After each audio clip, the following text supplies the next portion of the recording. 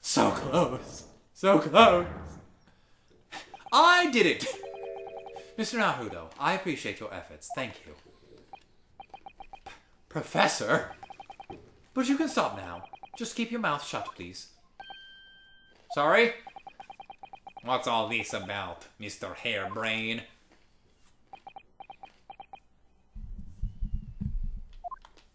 Dots.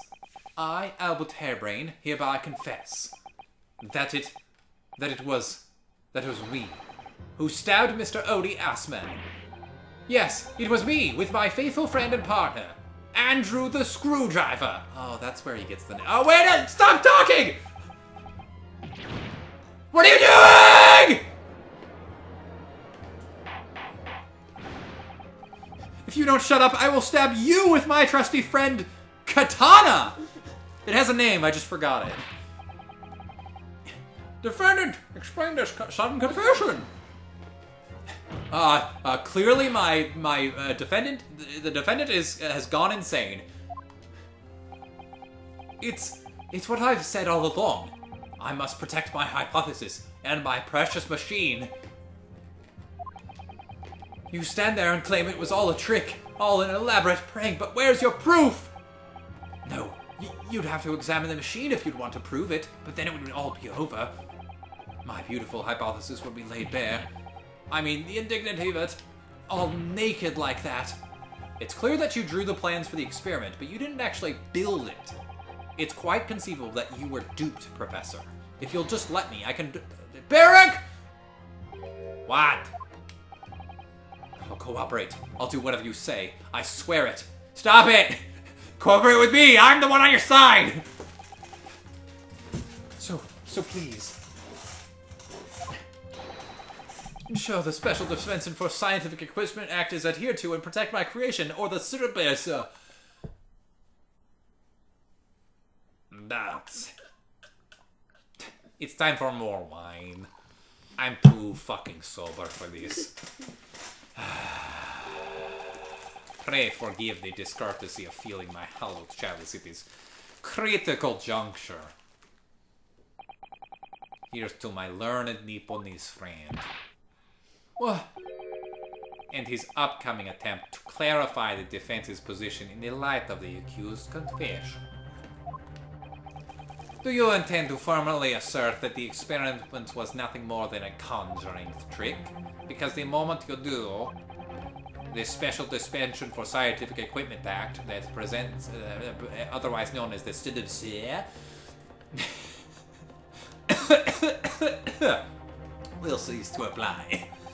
I can't keep doing this. The prosecution will then demand the rigorous examination of the machinery involved in order to establish the truth. You're gonna have to stop, Kristen. It's too loud. However, if you acknowledge that the machine is genuine and instrumental in the victim's murder... Damn it, I forgot to take a drink first. Any chance of investigating will be crushed. Just like my precious hollow chalice. And the confidentiality of the professor's hypothesis persevered. I don't even know. It's already gone. Well, counsel, what is the defense's official position on this matter?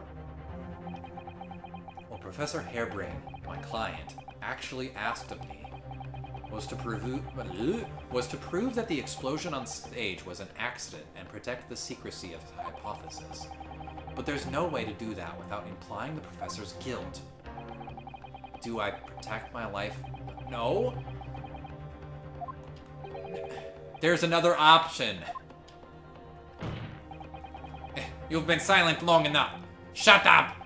I mean, don't shut up! Isn't talking your trade, my learned friend? Or has all knowledge of English escaped your confused Nipponese mind? That's racist. What has he not been? I know. Dots! Mr. Naruto! There's no escape here. I have to make a choice. But it's an impossible one. I have to give up on something. But what? The defense asserts that the defendant's instantaneous kinesis machine was in fact a conjuring, scientific, proper trick, invention, that one. If I don't believe in me, who can I believe in? That was an invitation for a Deus Ex Machina. Ah! No! I can't say it. My player places faith in me. I can't just let him down. What must I give up on is not the question you have to ask yourself here. It's what can I protect? When'd you get here? Hello again, Mr. Naruto. It's been far too long. Weren't you in Japan? Susato-san!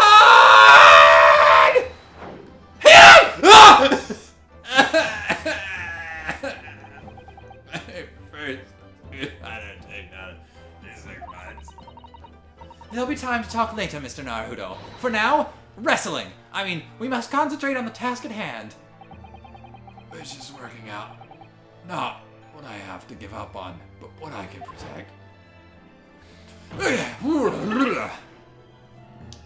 Professor Hairbrain, my assistant Susato-san really tossed some sense into me there.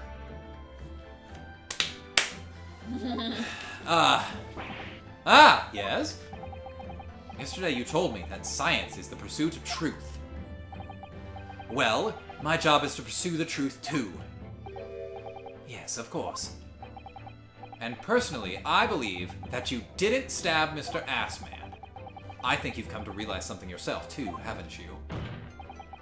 That your experiment and the machine you built with the victim are questionable. The truth behind that is what we both must pursue now. Okay. Fuck it.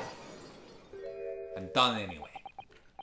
So, you finally opened your eyes. That's racist. And as for you, Albert, you can't ignore this any longer. Having heard my learned friend's assertion, don't you have something to say? Barrack. Or Van Zeeks. Gosh! Golly! I've never heard him speak that way before. Dots. In truth, there is one thing. Something I've remembered that's of relevance. What? I lost my crossbow. Have you seen it? On the day it happened, just before I began the experiment, I saw a man near the stage. A man holding that crossbow. Bum, bum, bum! I beg your pardon? Professor! Did the man ever get this here? What do you look like? Taller than me, and thinner than me, with straight hair, and straighter and wider than mine. Let me see, one less lens than me too, a monocle, rather stylish black monocle. Do we have anybody that wears... Not you, hi pilot. Nobody wears monocles. Okay. Alright then. But one thing in particular will help to positively identify the man. You see, I know him very well. Well, why didn't you start with that? After all, he's the engineer who built my invention. There we go. What? He built the machine? And he had a crossbow? That's right. Mr. Assman introduced me to him a year ago. He's a man by the name of Enoch Drebber. Enoch Drebber! This name means something. Members of the jury seem flustered. Not a name any scientist wishes to hear. That man's an abomination. Not a name any conjurer wishes to hear either. Who on earth is he? I'm afraid this isn't the first tale of this nature that I've heard in scientific circles in connection with the name. There's talk of over flamboyant experiments that turn out to be nothing but stage trickery in the end. Obviously, the rascal is after the government's research grant money. When magicians are in need of money, I've heard of them resorting to these underhanded tactics. Some acquaintance of mine with experience of such things have mentioned Nick Trevor's name before. The man is both an engineer and a magician, yes. We're dealing with an unparalleled confidence trickster here. That's Enoch Dribber for you.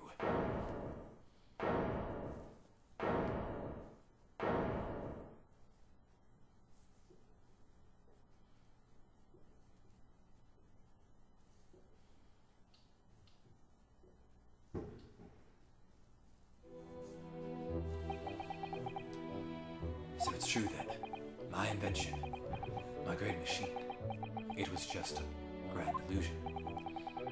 Considering what we've just heard about Mr. Drebber's character, I'm sorry to say that it sounds increasingly likely. Even though no one else believed it, I wanted to. I wanted to believe that machine would function exactly as my hypothesis predicted. Which is why you're so opposed to it being investigated, I presume. I knew that if the machine was examined in detail, its construction would give away my hypothesis. Obviously, I didn't want that to happen. But at the same time, I knew that if it was to be found to be nothing more than a trick, than a work of deception, then everything I'd worked towards, all my research, all my dreams, my whole life would be over. I was terrified at the prospect. So you really had no idea then, did you? About the true nature of the machine that was built.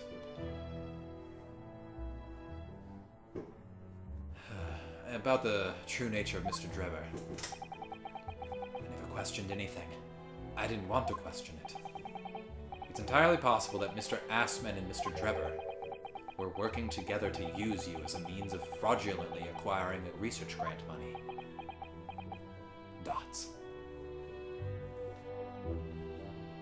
Ah! When I announced my invention to the crowds that day, it was the finest moment of my career.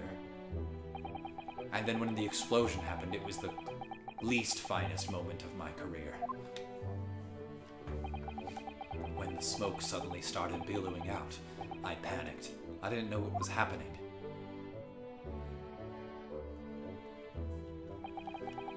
But I really don't know how the whole illusion was made to work.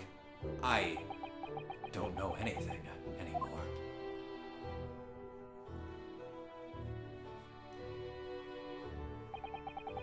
Let me confirm one final point with you, Professor. If that even is your real name. Do you now consent to the prosecution submitting the necessary paperwork to release your invention from the protection afforded by the Special Suspension for Scientific Equipment Act, or the SBC? Like the ocean, sea. Yes, please go ahead. I'm very sorry.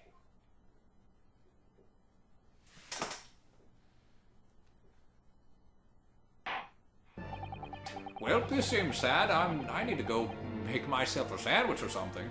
It would appear that we shall have to suspend proceedings for the remainder of the day now. I'm hungry. Lord Van Cheeks. What? The court has newly been made aware of another party whose involvement in this matter is critical. I feel like this should have been like the first person we should have been looking into. Yes, Mr. Drebber. Gather information about the man. If possible, I should like him served with a subpoena. Fine, my lord.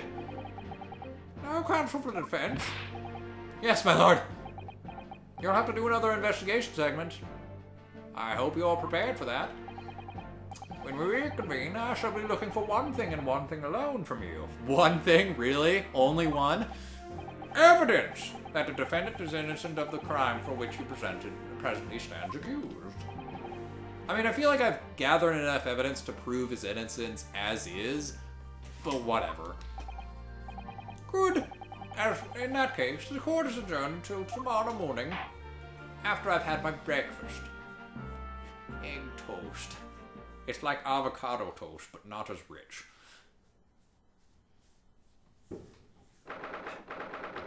Hey, man! no, the eggs are going up there now. This is the 1910s. Should we keep going? I kind of want to stop here, but it's probably good to stop here since this is a good stopping point. I know that this scene in the antechamber is not going to be very long, but all the fireworks are aside. I'm seeing that they are showing up on the recording, so I don't want that. Between your munching and the fireworks, I'm just like, this is gonna sound like a fucking mess. Sorry. Alright. Thank you for joining us for Side by Side Plays. I am Shikuquaza. It's okay. It's not a big deal. I love you. I love you. I love you. Join us next time for more Great Ace Attorney. It's good to be back, baby.